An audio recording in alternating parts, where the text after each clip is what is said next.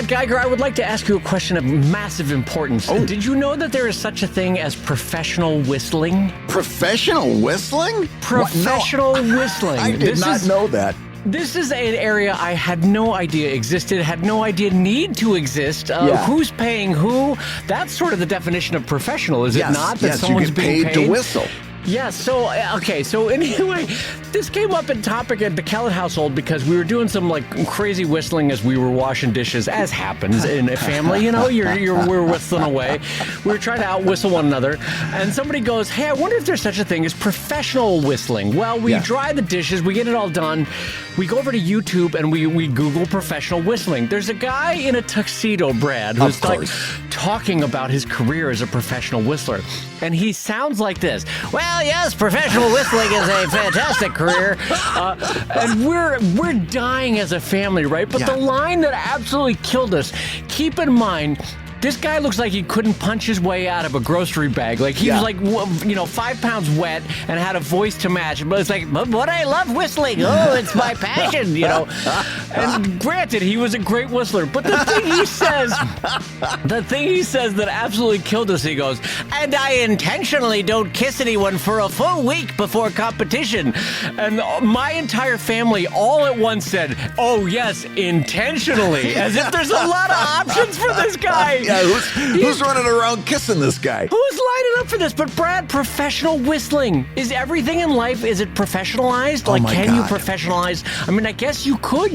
Every hobby you can think of has been professionalized. Fishing. If you need a whistler for the background, for a song or a commercial or something like that.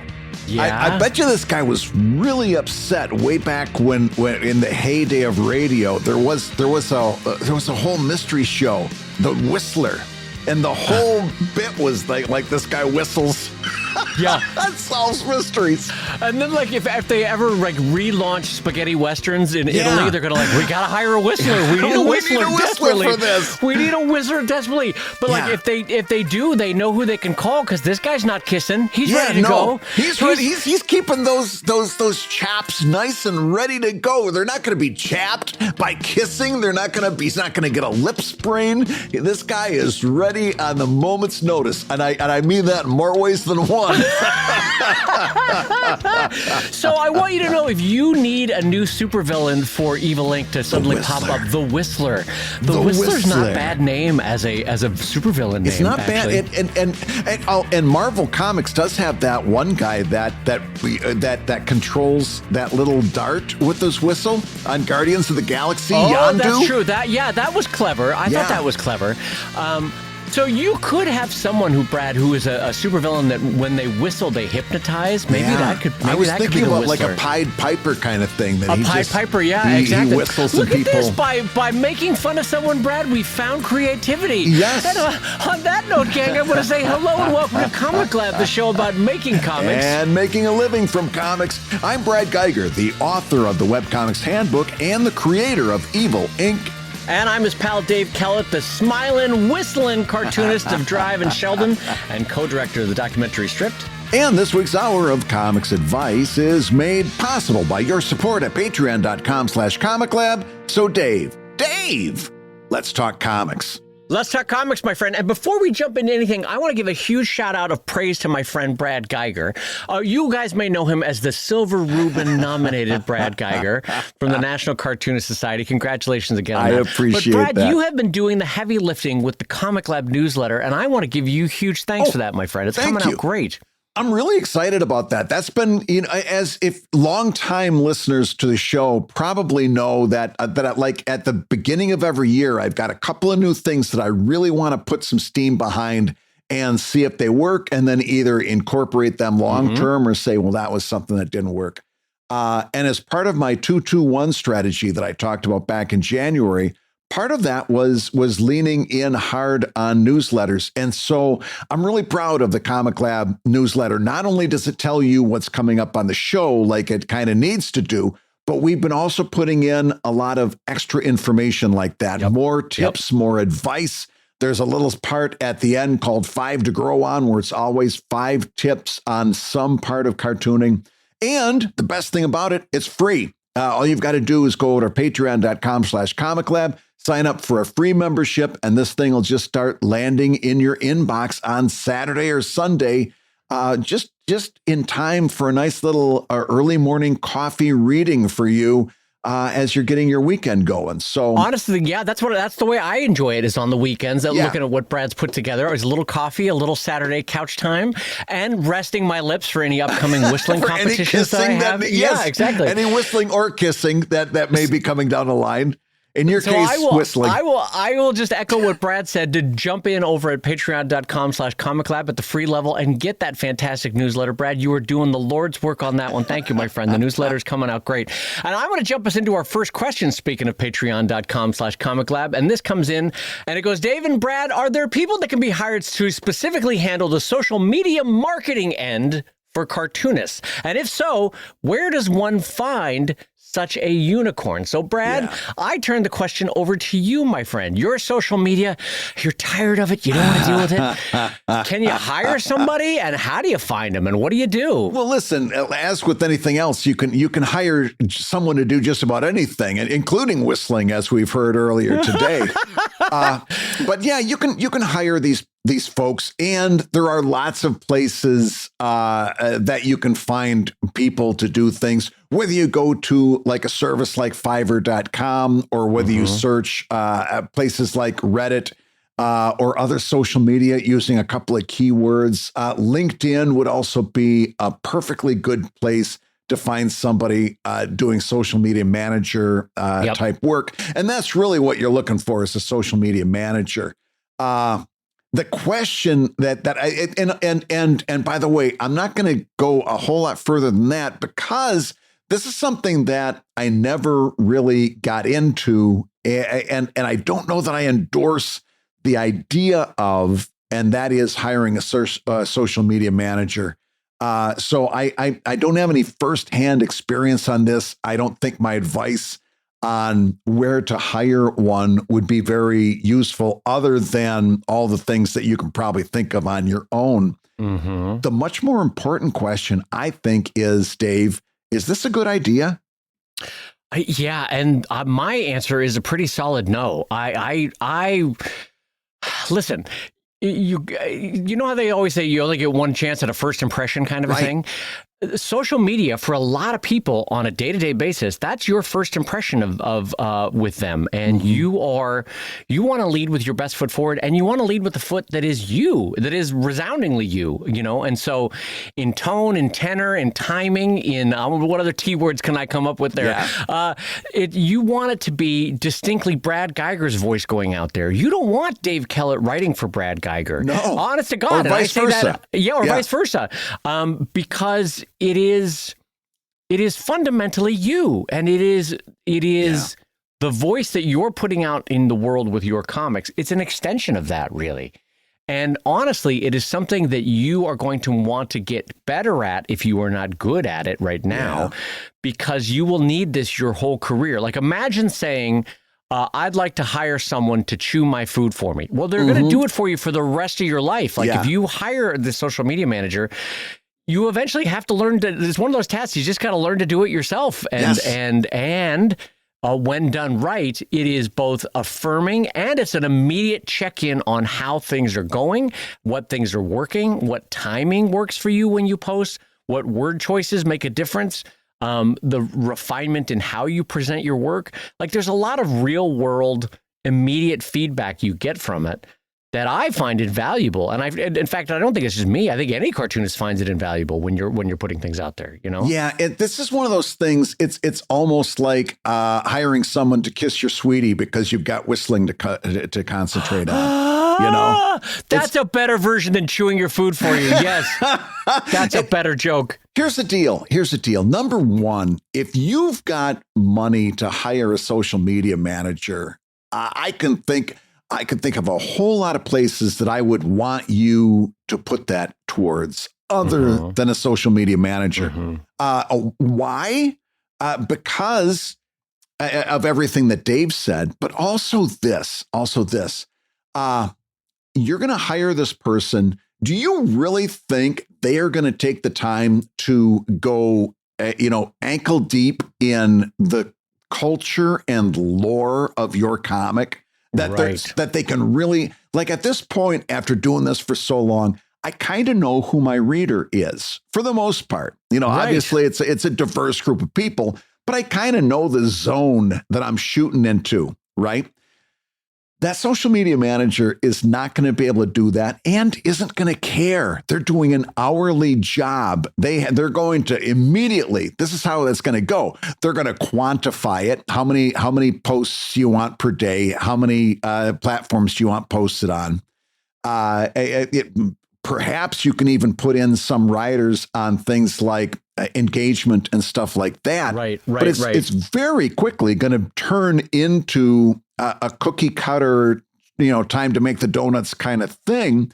Yes, and you're not going to get great results. Now, why would you want to hire a social media manager? Well, we hear this all the time from comics people, because comics folks and creative people in general tend not to be great promoters, tend not to be great at marketing, also tend to have a little bit of looking down your nose aspect of doing that kind of stuff. Well, I just want to be creative. We hear that with business too. I don't want to learn how to do business. I just want to be creative. I just want to be an artist. Yeah. Yes. Yeah. And learning how to do business well is an amazing creative challenge. It challenges your creativity. Okay, I just got backed into this corner. Now I got to find out a creative way to get out of it. It is a business. This happens in business all the time. The only time you don't want to be creative in business is when you're doing your taxes. But when it comes to this kind of stuff, and I'll bring it back to social media, that's when a lot of your creative powers should be brought to the fore. Not you saying, well, I'm too good for this, but this should be another opportunity for you to have a challenge. Well, and another way to look at this, and Brad and I have posited this again and again over the years, is that when you are improving in business, when you are improving in your communications, your marketing, your social media, for example, when you're doing that, you're also becoming a better artist. You really are. Your creativity and your skill set for your art is improving as you become a better business person, as you do in-person signings, as you do social media marketing, as you write the copy for your books. You become a better artist. You really do. It improves your overall. It's a rising tide that lifts that boat.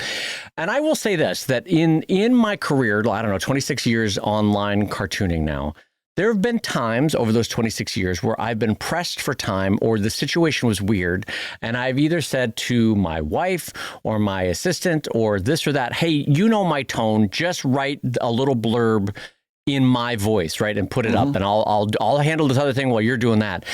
And then I will go to read it, and with all good intention, they have tried to match my tone and style, but like, it is such a specific thing in life, the diction that you would use, the grammar you would use, the word choices that you would use, that the only way I can describe it is to say, have you ever had it, Brad, where you asked a friend or a loved one, like, oh, you'll know what to say. Just go talk to the principal for me, or go talk to the manager for me, and just say something that gets me out of it, right? Yeah. And then later on you ask, oh, what did you tell them? And they go, oh, I said bip bop boop, and you go, no, don't say. Why did you say that? Don't say that. Why would you say that?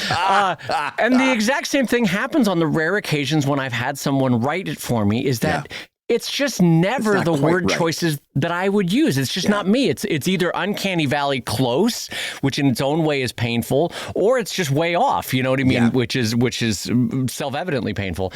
And so it's one of those things where you are cultivating, both in your comic and in the world around your comic, your voice. Yeah. And when you do it consistently and with an eye towards what's working, what has resonance with people, what gets you good feedback, what gets you spread virally, you will get better at it. And it in turn will feed into your cartooning. Absolutely. And also, when I hear somebody wants to hire a social media manager, that is a person that is most likely, and I don't know this 100%, but my guess is, that's a person who's trying to get their comic out on every last platform. Right. Yeah. Facebook, Twitter, Instagram, Blue Sky, Threads, Reddit, and on TikTok, YouTube, any place they can get that comic up, they want to get it there. And that's, for them, I would imagine, part of the allure is to have somebody doing all of that labor. Right. And hopefully one would hope they're not just using one of those push button things where, I'm going to send one image out to all those platforms. And of course, we've talked about that in the past. One approach does not fit all of those platforms. If you're posting on Facebook, you post a certain way on Facebook. You post on Twitter, there are certain cultural rules, norms, mores that all go into that. Same thing with every platform. It's whether you're talking about the image size and scaling and pixel dimensions, or you're talking about whether you're using hashtags or not, right? You see people using hashtags all the time on Blue Sky, and Blue Sky isn't super hashtag intensive, and they're using hashtags wrong.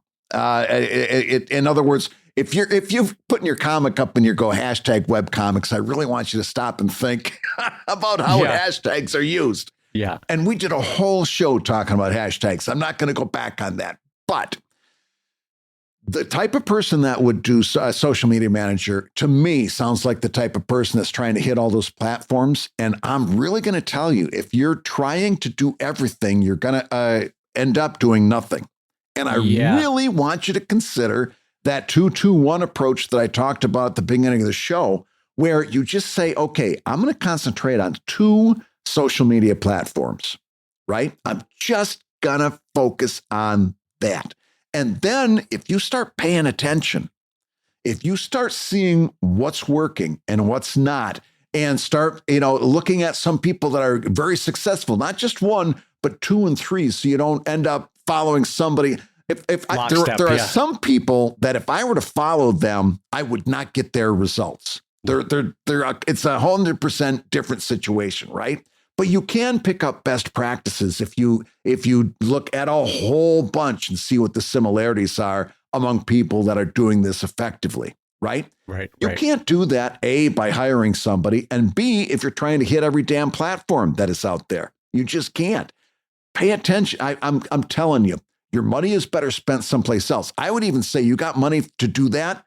I would have maybe a business manager or somebody to come in and handle that kind of aspect, knowing that I'm going to watch over that person's shoulder like a hawk.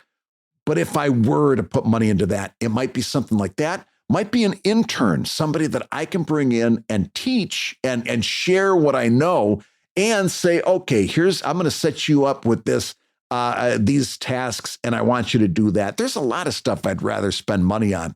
Having somebody do the social media for me when there's so much for me to learn on social media right now. It's still a great way to see how your comic is coming across to people. Taking a push button approach to that, I think, to me, the way I see things, is a long-term detriment and is not worth spending money on. Yeah. 100% agree. I actually want to add 2 other things to this that I think will be helpful to the conversation. One is shyness, and one is lipstick on a pig. And so let's jump into this. So to talk about shyness, so Brad was saying before that he suspects that there are people that want to do this because the quote, I just want to be an artist. Yes. I don't want to deal with marketing. I don't want to deal with business. And I think he's right. I think that's 100% possible that that's what this question asker is.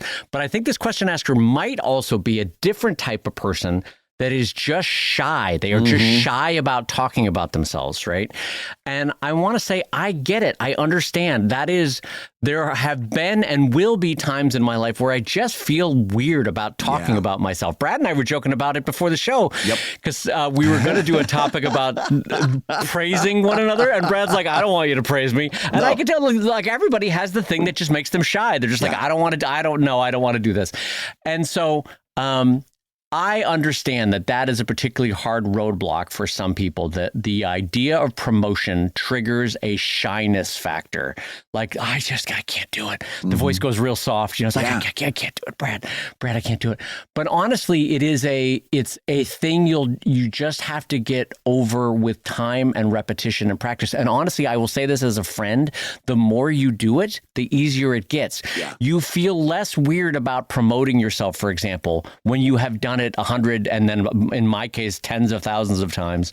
It just doesn't make you flinch anymore, so there's that.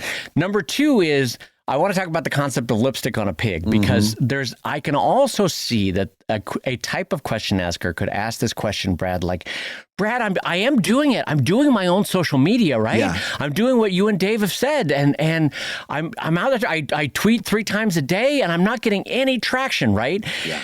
And I want to say that you might have the focus on the wrong place in that case, in that you're thinking like, why is my social media not moving the needle? Yeah. It might not be moving the needle because the comics might need to be getting better. You might be putting trying to put lipstick on a pig. Like, the comic is not that great, but by God, you're tweeting it 5 times a day, and you're like, okay, yes, that's true, but you can only do so much when your comic still needs work. So don't forget the 20 comics commandments that Brad and I talk about all the time, which is, number 1 is first do a good comic, because when you do, I'll be honest, I have seen 2 or 3 careers where the social media managing was terrible. They were really bad at marketing themselves.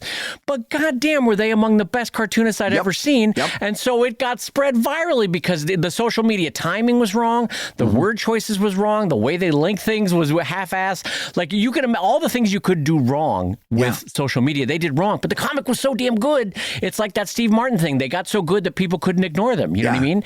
And so I just want you to have the focus on the right thing, which is make a good comic first. Yeah. There's a comic that I'm not going to name, but it's a well-known comic that I really, really love.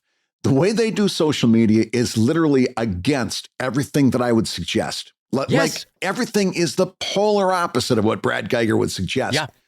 They can get away with it because their comic is so freaking good that they could literally hide it in the corner of the parking lot under a trash can, and people would find it. Because it's so good. You know what I mean? Right. So so that does exist. That does exist. If I were to look at, that's why I was suggesting earlier in the segment, don't just look at one person, look at what a lot of people are doing, and a lot of people who are successful. Again, it gets really dicey getting into giving this kind of suggestion, because support me on Patreon is a phrase that gets used because everybody uses it. We've talked about that 100 times. I've told you 100 times why I think that's a horrible thing to say, especially if, let's say maybe you thought in the past I was full of shnikes about this. We are heading into the biggest economic downturn. It's on the way, folks. All you got to do is take a look at the gas pump. Think about what message you're sending when you say, hey, support me on Patreon. This person listening to you doesn't know how they're going to pay their electric bill this month, and you want them to support you. It's the dumbest thing you can say. And it gets said because everybody says it, right? Right. So I'm going to put a healthy grain of salt there and say, really, you got to, as you're doing that, you got to think about it too. But there's all of which to say, it goes towards making you a better person, making you a better business person, making you a better marketer. And as Dave says, the first thing you got to look at is maybe this comic isn't so great. Let's face it, it's hard to do a good comic. It's incredibly hard. It's easy to download something like I think it's called Postyburb with a B, which you hit one button and it sends the post out to every social media platform you can imagine, some that you've never heard of. It's real easy to do that. It's easy to post your comic on the NCS glue up board, which I also don't suggest, because who are you promoting there to? You're promoting to a bunch of cartoonists. Cartoonists are cheap. So it's easy to post to a lot of platforms. it's not so great. It's not so easy to focus on the quality, but that really, as Dave just pointed out, is one of the first things you should be looking at. Yeah, so for all the reasons Brad and I have talked about in terms of making the connection with your audience, improving your own written voice, getting feedback on what's working, what's not working, what timing works, what approaches and marketing work that will impact your books and your sales and your Comic-Cons and all sorts of stuff, and in general, in making you a better artist. There's a billion reasons why Brad and I would say you got to handle your own social media, right? Yeah.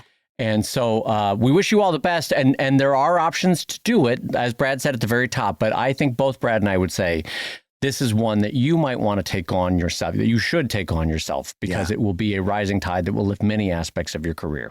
Yeah, I really think that. I think that's accurate. Hey, gang, if you're listening while you work, take a minute to stand and stretch. And while you're doing that, we'll tell you why you should join us on Patreon. Yeah, because when you do, you'll get hours and hours of podcasts that we've recorded just for backers. And exclusive Patreon posts that go even deeper on ComicLab topics. And you'll get access to our exclusive Discord server, a thriving community of professional cartoonists. So you can support the show you love and get tons of actionable resources for your own cartooning. And ho Nelly, if you want even more comics goodness in your life, check out the new drawing show that we're doing with our pal Kevin McShane over at wrongwayshow.com. That's wrongwayshow.com. In each episode, we'll show you how to draw your favorite cartoon characters the wrong way. Now, everybody, let's talk comics.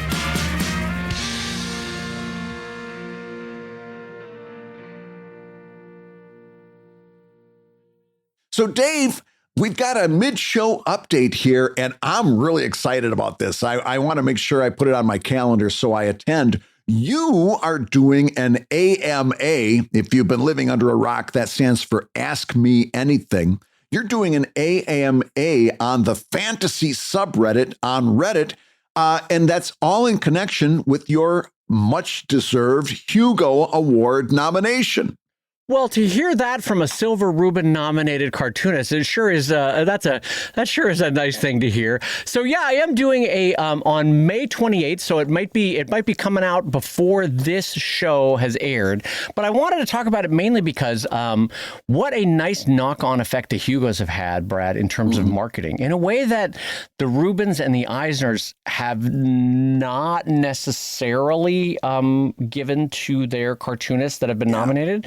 So I do want to give a shout out because the Hugos are largely fan-driven, volunteer-driven, and which is also true of the NCS and the Eisners, I should say. Yeah.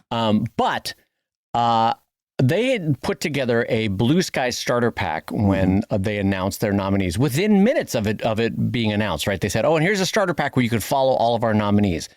That was tremendous. And I got a boost of, I think, 300, 400. I haven't done a count recently, but I do remember that it was 8% of my audience growth in under a month, which is tremendous for me, at least, on social media, right? I've never had a single boost like that before. So that was great. And then Our Fantasy, which is a subreddit that focuses on sci-fi and fantasy, even though it says fantasy, has 3.9 million people, Brad. Wow. And have asked me to do an AMA and asked all the Hugo nominees to do an AMA if they wanted to. So on May 28th, I'm going to be doing one. And so if you happen to hear this before, then by all means, join us over there and throw me a softball question if you're a pal. Yeah. Don't make it hard. But like the nice thing about that is even if this show comes out after you've already done it, we can all go over there and see it. Like we can read it. We can read it. Yeah, that's true. It'll be, you can go read it. But here's what what's worth talking about is you will notice that Brad and I in the past have not put a huge amount of stock in awards because ultimately it's not going to change or lift your career up out of the doldrums, right? Right. The work itself will lift it up out of the doldrums, as we got done talking about with social media. But here's the thing: there is an interregnum period between being nominated and the awards being given out, where you are, for all intents and purposes, just as good as everyone else that's been nominated in that category, right? You are, for that 1 month, 3 month, 5 month period, a potential winner, and so that is the time where I think you can really have the rubber meet the road and use it as a promotional and a marketing and a sales technique. And I've really been trying, since it's new to me, to make the Rubens work for me in that regard. And I'll be happy to say that I think the Hugos themselves have been helping me help myself by using it as a promotional technique through the Blue Sky Starter Pack, through the fantasy subreddit, through all the things that they're offering. So I just want to say, as a first-time nominee through the Hugo process, I'm really pleased as punch with how it's working promotionally, you know? No, I think that's a great idea. And as a matter of fact, I stole that idea that the Hugo Awards had, where they had that starter pack of all of the nominees. And when the Rubens were announced, I went through and got as many as I could, all of the nominees for the Reuben Awards. And I put out a NCS Reuben Award nominee starter pack. It was great. The only thing is,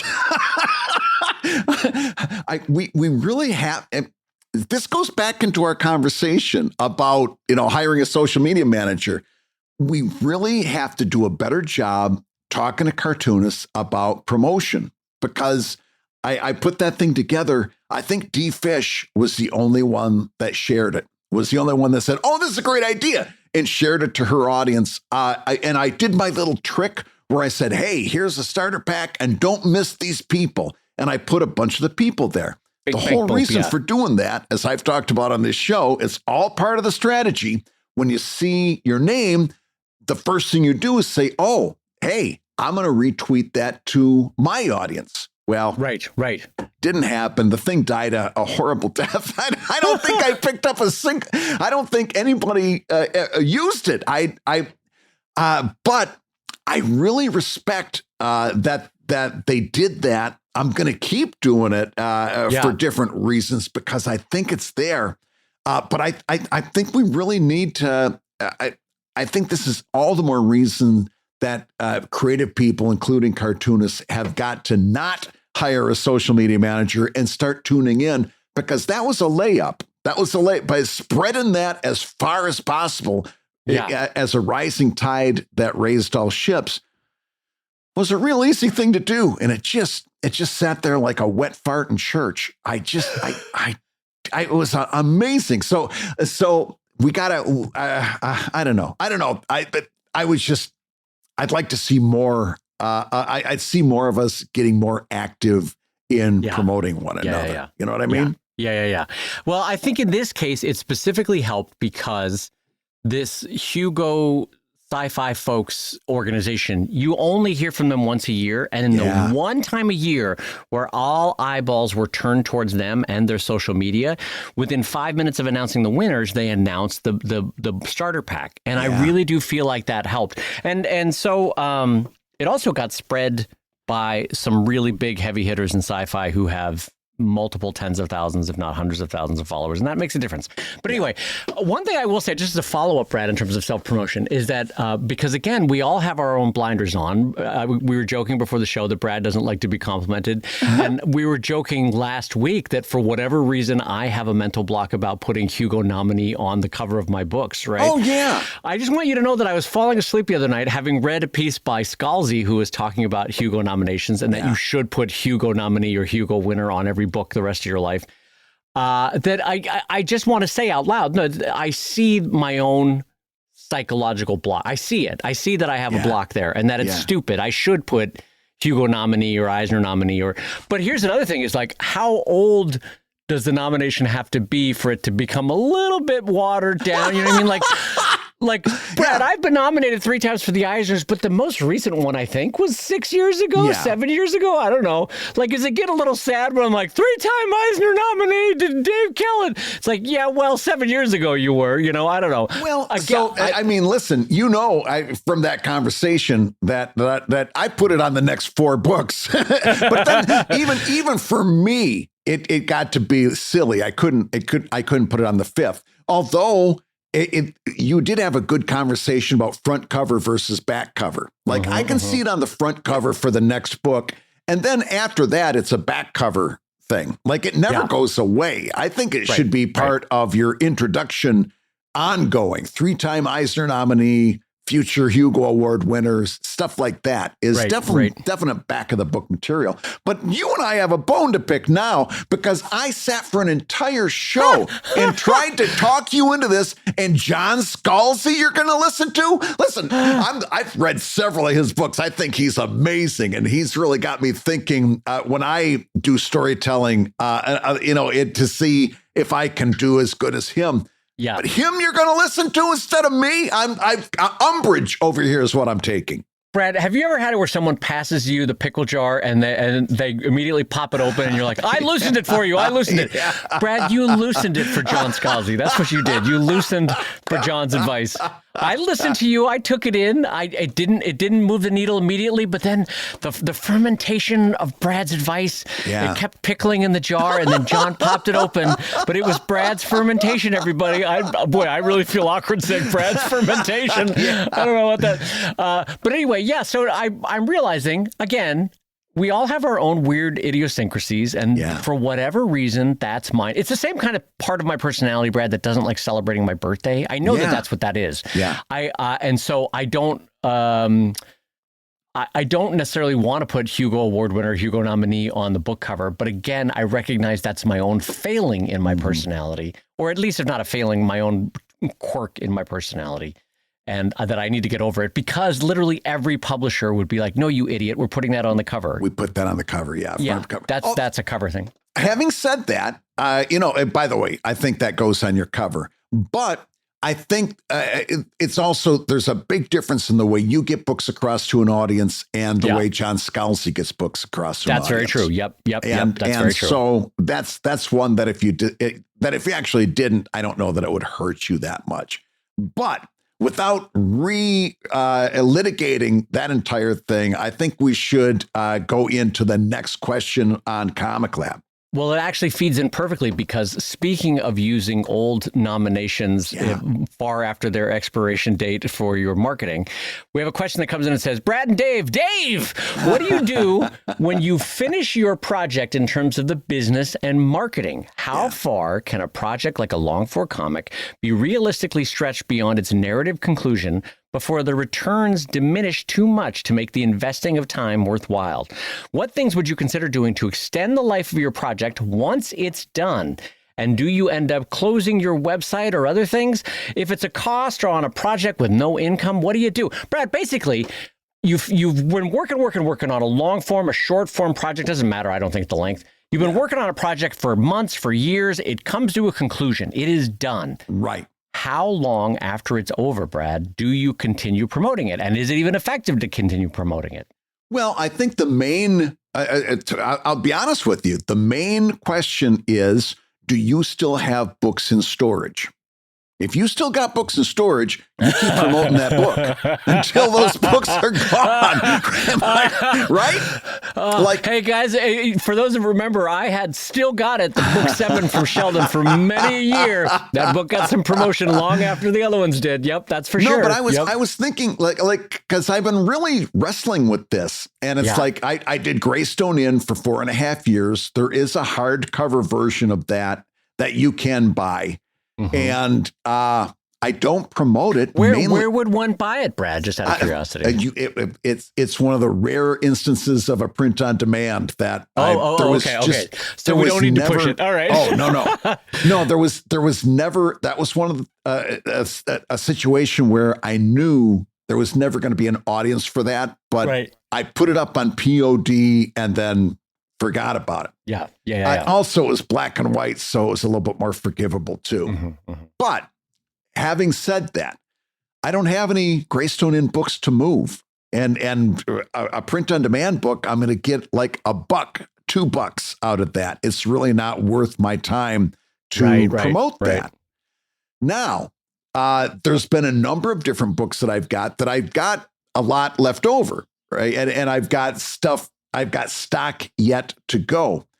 That's an instance where you keep promoting that. And it's something that when I started using Buffer and I started having I was able to save certain social media posts that I can just click and make live again and schedule.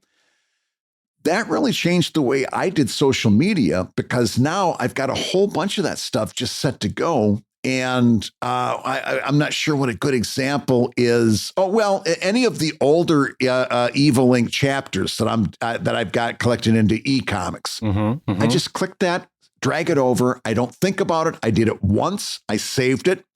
And then I put that back into the world. So every now and again, you're going to see an update for chapter 5 of Evil Ink. I'm on chapter 17 right now. Right. And that's driving people hopefully towards like an e-comic, or gets them into the website where they can be exposed to all the messaging.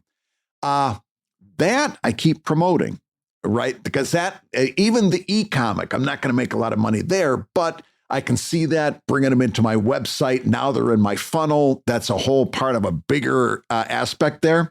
But the main question for am I still going to promote it is, do I have product to get the heck out of this studio? What do you think? Right. I think that's a hugely important point. And I have, again, walked that path myself. So I agree with Brad on that.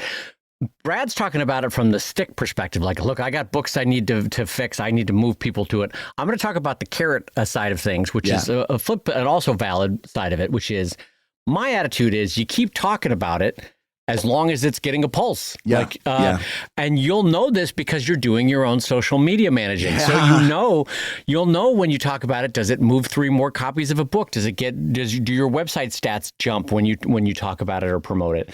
When you talk about it this way, do more people go than when you talk about it that way? When you put it on sale at 30% off, do you suddenly move 20 copies? Well, then yes, keep doing that every couple of months. And the reason I can say this is speaking from experience with the documentary Stripped, which came out about a decade ago, 11 years ago now. I don't actually remember. I largely don't talk about it aside from the intro and outro of this show, more as a feather in the cap more than anything else. But because it has largely walked its path, and now it is at the very long tail. If you know what a long tail is for sales, long tail is sort of a reverse exponential curve where you start out selling 10,000 copies a day, and then 6 months later you're selling 4,000, and then the next 3 months after that you're selling 2,000, and it gets smaller and smaller and smaller until you're eventually selling 1 copy every 6 months, 1 copy every year, that kind of thing. And so, yes, the site's still up. No, we haven't really maintained it. Yes, when somebody discovers it or gets a link somewhere online, they'll suddenly buy either the full Stripped package, or they'll be like, "Oh, I would love to see an hour-long interview with Jim Davis. Yes, I'll buy that one," or I'll buy, because you can buy the individual interviews.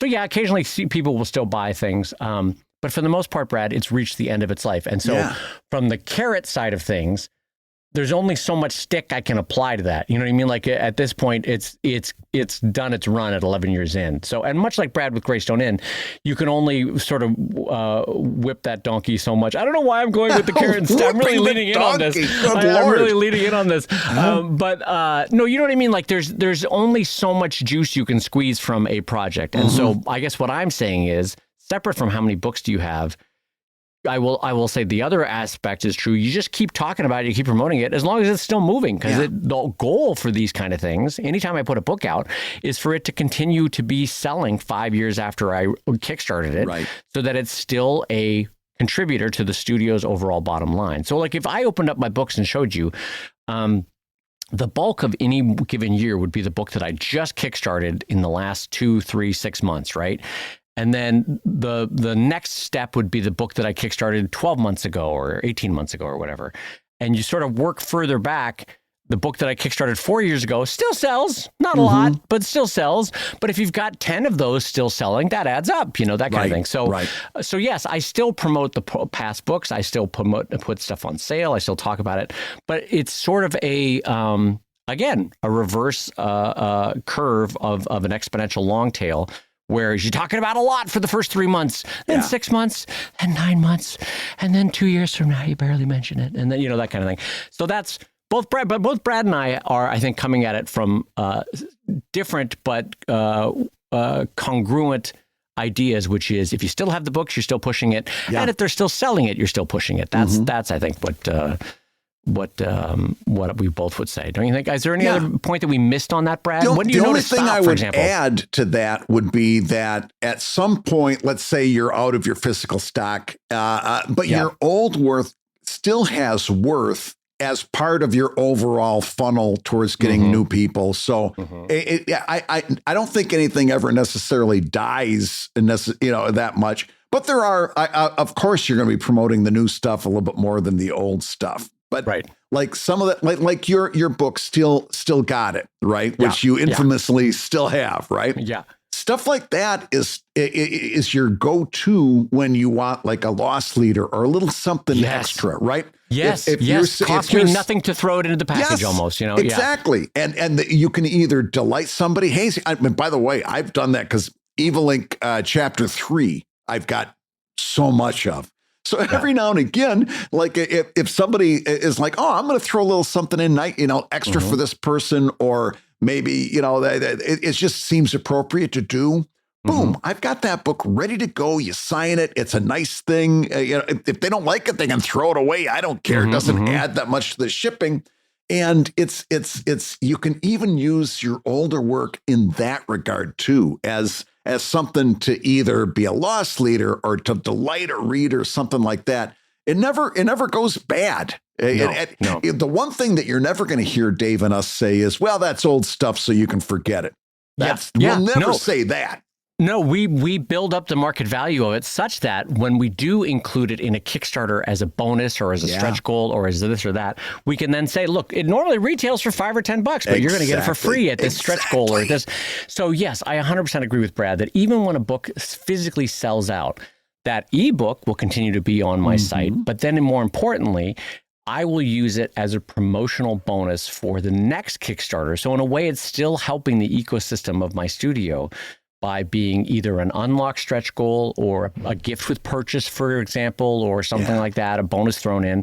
And like Brad, I also have physical stuff in my studio where I have actually printed up business cards that say, hey, as a little thank you for supporting my work, I threw an extra book in with your shipping. And I'll put the little, the reason it's a business card, it was simply the cheapest way to have an easily replicatable little item that I could grab, throw into a package. So it just says, hey, in Dave Kellett branding, hey, thanks for being a pal. I really appreciate you supporting my work. Here's a little something extra I throw in here. And that way you don't get the follow-up email being like, hey, Brad, I seem to have gotten book 3 in my package. Do you want me to send it back? Because I was getting that kind of stuff. And I was like, no. That copy of Still Got It is for you. That's for you, my friend. And so now the little business card does the work. So yeah, but anyway, as far as promoting, you're rightfully continuing to be proud of it and you want it to get out into the world. I will say there's sort of, like I've said a couple times now in the conversation, there's a long tail of diminishing returns. And Brad would say you keep pushing it as long as you have the physical object to push. Absolutely. Do I agree with that?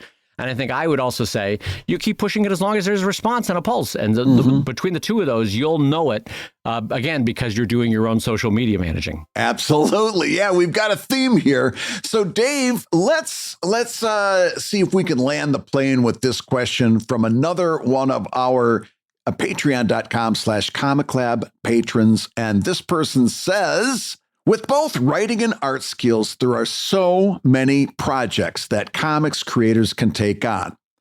My question is, to what extent should a creator set up different profiles, Patreons, Substack publications for wildly different projects?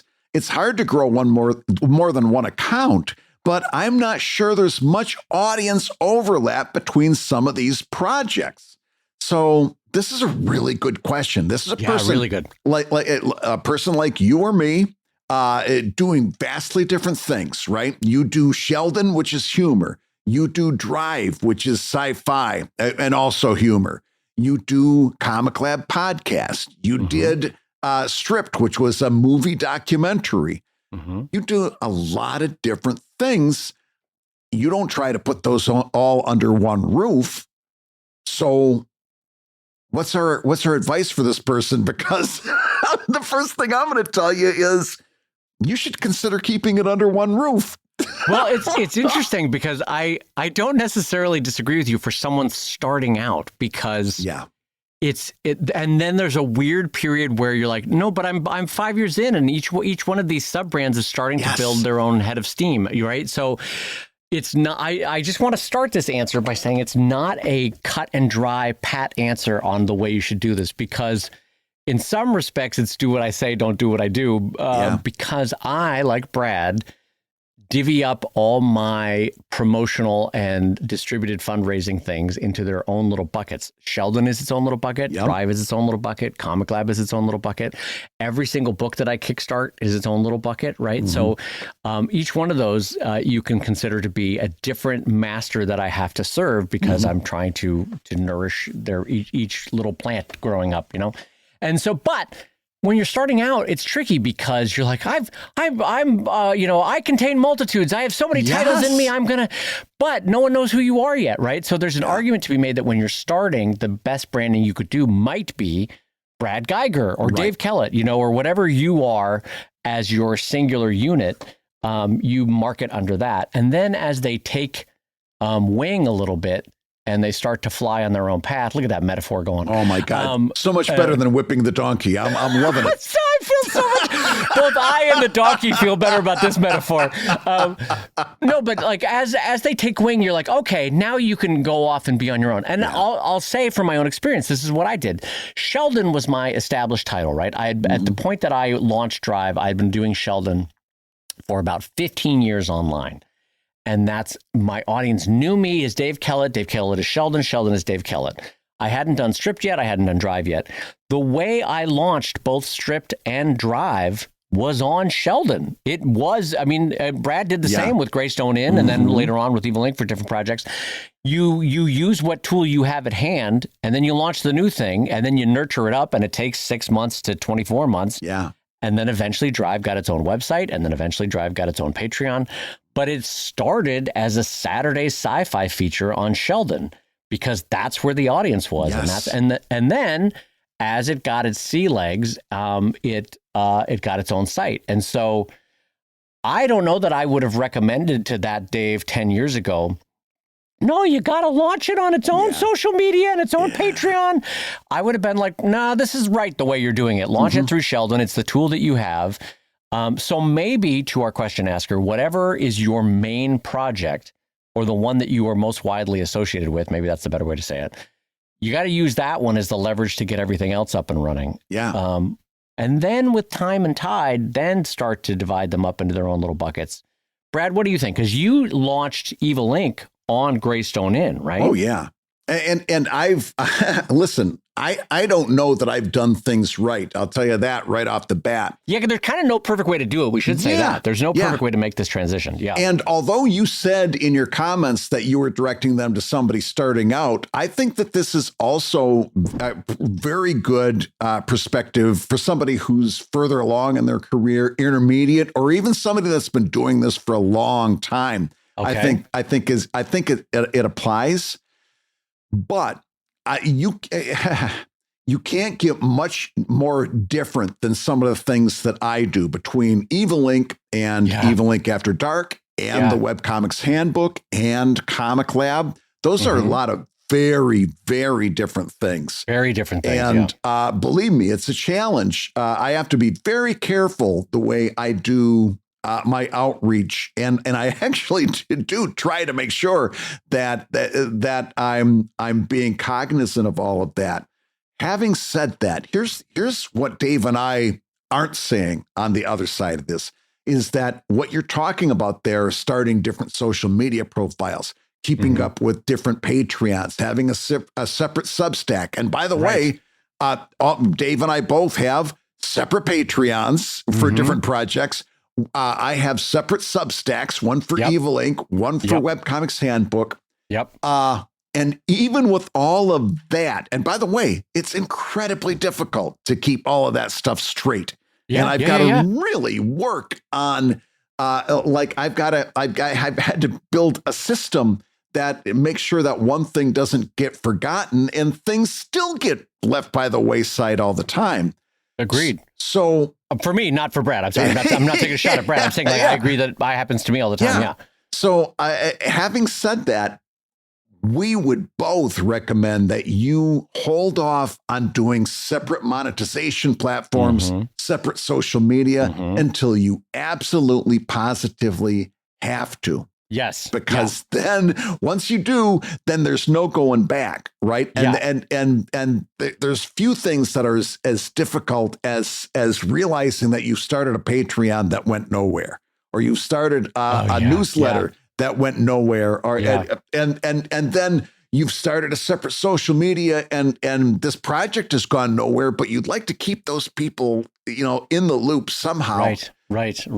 And sometimes, just like Dave and I, you may get to the point where you decide for yourself, okay, I need to split these two things that I'm doing. But I'm telling you, hold off on that until the very last, until you're in pain. In other words, hold off on that until it's like, oh my God, this does not make sense for me to have these two things on Patreon at the same time, or to have these two things on, I don't care what you're talking about, newsletter, Substack, social media, but I would hold off until you absolutely have to, because you're inviting a whole lot of complication into your life. And that sounds like it's unimportant, but that's where burnout lives. Oh, absolutely. Burnout is one of the biggest things that we hear about from cartoonists and creative people all the time is, how do I avoid burnout? I'm already burnt out. I'm in the process of burning out. And this is where burnout lives, right? Yeah. I just to echo that, my problem with this and my divvying up of my projects is the cognitive load that's involved with maintaining communications, Brad. Yes. Not even the marketing that I'm putting out through all these different channels, or the comics that I'm putting out through all these different channels. The cognitive load from knowing that someone can either direct message me or put a comment on a post, or there's one other weird way on quips, I guess is another weird way. Or fan initiated chats through Drive's Patreon, ComicLab's Patreon, Sheldon's Patreon. 18 different Kickstarters, of which Kickstarter makes it impossible to track down where the comment came from. I'm not kidding. When you have 18 different Kickstarters and someone makes a comment and you get an email from Kickstarter that says, "Oh, I love this book. It looks great." You're like, "Where the hell does this come from? How do I respond to this comment?" Has that happened to you too? Where every day, Brad, I get a comment or a direct message on Kickstarter where I'm like, I don't know. I have to spend 20 minutes hunting down where this person was communicating with me on. Where did this come from? Yeah, where did this come from? That is a huge waste of my cognitive load, and so God forbid someone says, "Hey, I never received my book." I'm like, "Which book?" And then I have to spend 20 minutes hunting it down. Anyway. So between the 3 Patreons, between the 19 Kickstarters that I've done, between my email, between my Blue Sky direct messaging and my Blue Sky responses, between all the Substack stuff that Brad has, but what I'm saying is, it is a cognitive load, and Brad is right. It's where burnout lives. But I would also say this.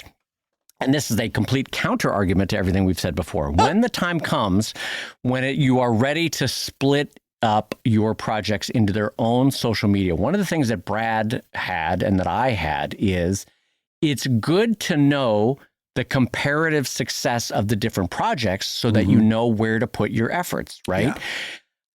And I'll say it this way. Sheldon, I believe this is still true, has an infinitely larger audience than Drive. Yeah. But if you ask me which one makes more money for me, Drive makes way more money for me than Sheldon does. So only because I have split the Patreons up and split up the Kickstarters do I know that Drive is a bigger income earner for me. And it keeps the studio going, and it keeps Beth's payroll going. Yeah. So I need to know that. That is information I need to know to keep surviving. And so for me, I find it really valuable to know which bird to kick out of the nest and which one to keep feeding. You know what I mean? And both Brad and I have had projects where we're like, all right, we got to kick that bird out of the nest. That thing is not performing. And so only by splitting it off into its own thing. But if I had a main Patreon that's like, hey, do you love Dave Kellett? Support everything Dave Kellett does over at patreon.com/Dave Kellett. Well, then I wouldn't know which one to put my work into. Do you know what I mean, Brad? There would be no feedback. And so along with managing my social media, again, back to that, the feedback of which one is getting money directed towards it is an invaluable resource towards managing your career. And Patreon does have improved analytics in terms of seeing, which post is being read. Sure. It's better. I didn't say great. I said better. Yeah. And you do have likes and stuff. But what Dave, the irony here is what Dave said and what I'm saying is absolutely right. Is you avoid making that decision until you absolutely have to. Right. But then once you get to the point where you have made that decision, and along with all of that cognitive load and burnout risk that you're taking, there are some good things about it. But man, you got to be prepared to now fulfill two Patreons, keep two different Patreon groups happy. Right. Honest to goodness, because this is out of all of the things, I could see this being the closest. And first off, I am not implying that you did this wrong or anything else like that.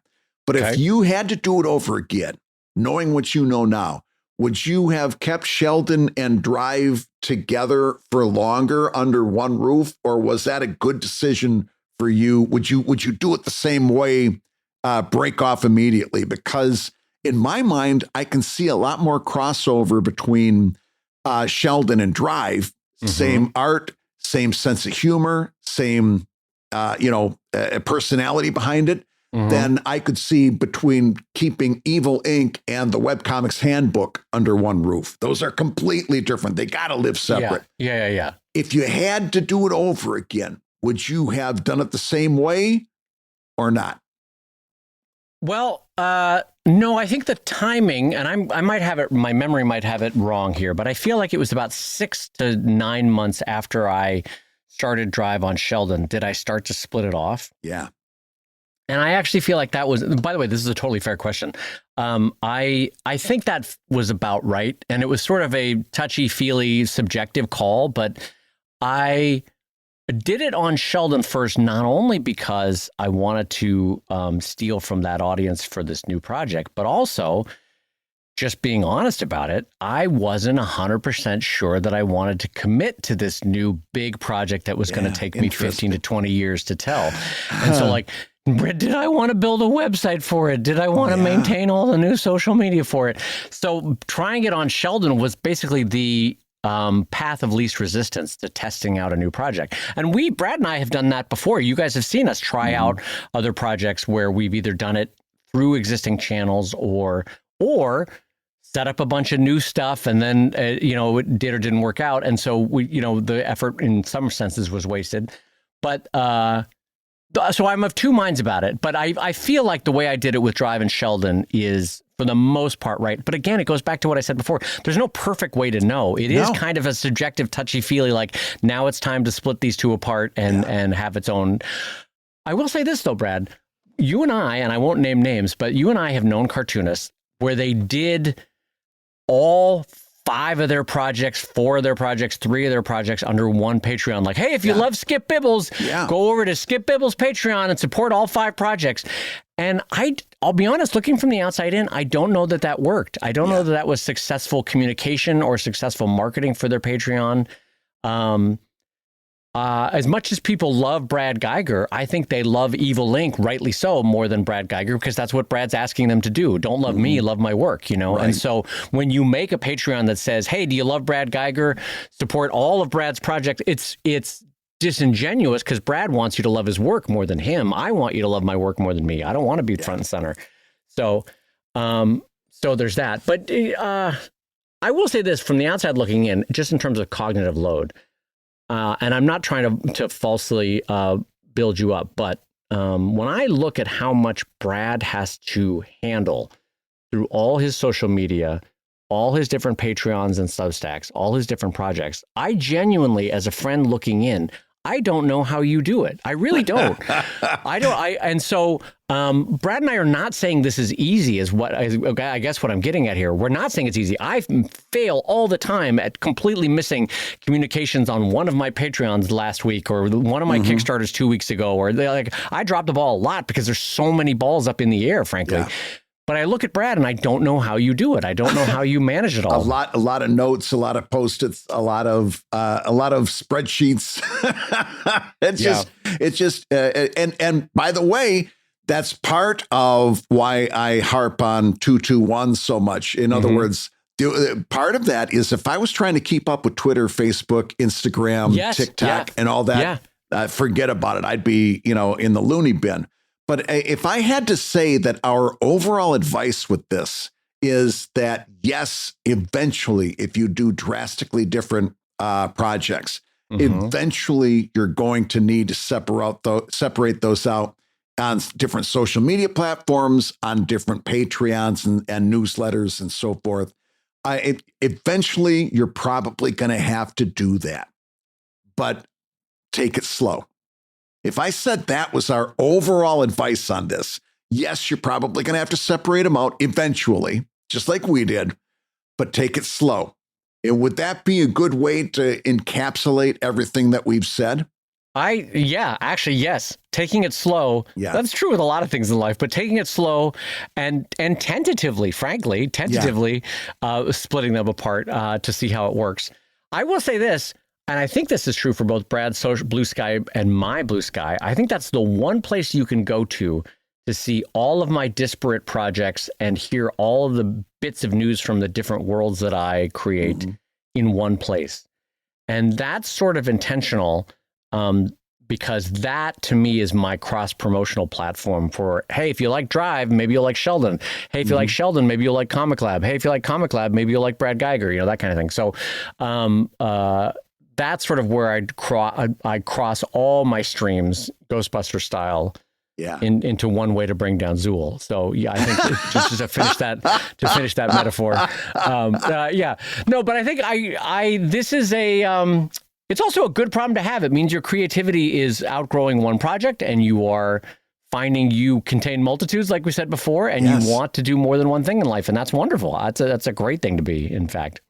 Well, although we haven't outgrown this project, we have outgrown our time limit for this week. And that means that it's time for me to say that you've been listening to ComicLab, the show about making comics and making a living from comics. Your hosts have been my friend Brad Geiger. Speaking of balancing many things, he's the editor of webcomics.com. He's the co-host of ComicLab at comiclabpodcast.com. He's the creator of Evil Inc. at evilcomic.com. He's also got the Webcomics Handbook over at Substack. God. Gang, I could name 15 more things that he does, but the best thing he does of all is my friendship with Brad Geiger. Oh, yes. That's the best thing he does. That's the best thing. And my good friend and a great judge of Friends, Dave Kellett, the co-director of the comics documentary Stripped and the cartoonist of Sheldon at sheldoncomics.com, and the creator of Drive, the Hugo-nominated Drive at drivecomic.com. Oh, that's very nice to hear from the Silver Rubin-nominated Brad Geiger. That's very pleasant. The Comic Lab theme song is used with permission from Andy Creighton at theworldrecord.net, and this episode was edited by the ever-wonderful, ever-whimsical Matt Woodard of Woodsong Productions over at www.woodsong.media. At this point, I have this real joy in thinking of our long-term listeners saying, whispering whimsical along with me now. Like, it's almost like an audience participation bit that we're never going to be able to hear. Can I tell you what brings a smile to my face, actually, is imagining Matt opening the audio file every week and just like this little, like, the cheek goes towards the shoulder with a little smile, like, I am whimsical. Like, I am whimsical, yes. Tee-hee, that kind of thing.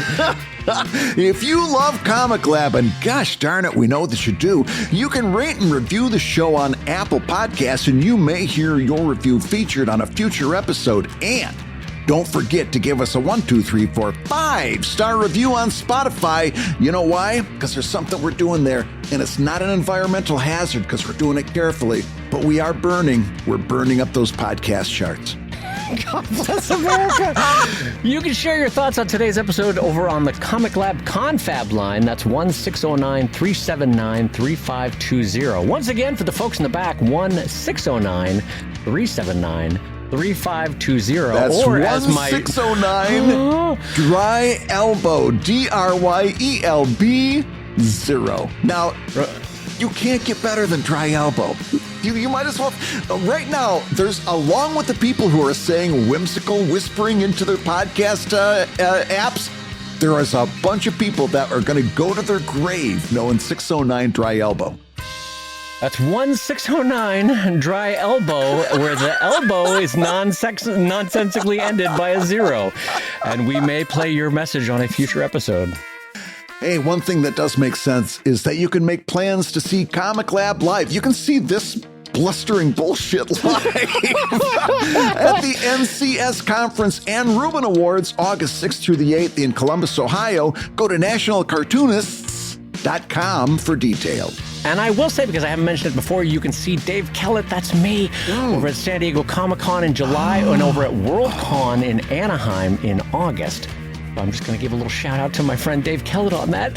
You're going to have a busy summer. No, I've got a busy. I also have my my reunion for my college, which I previously hadn't been back to in 30 years. I'm going to go for my 30th anniversary of college. Yeah, Notre Dame. Yeah, Notre Dame's going to have me back. In fact, one of them wanted me to do a signing, and I was like, I don't know, guys. I'm kind of on vacation. I don't want to.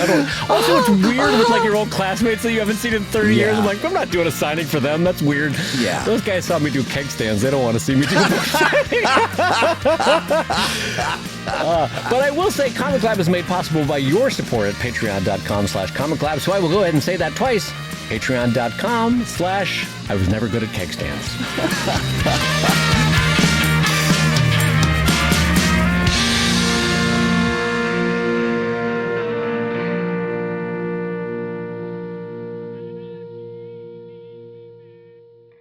Did you actually do a keg stand? I did it once, and I was not good. I was not good at it. I think the beer went through my nose, and I was like, I don't know how to do this. I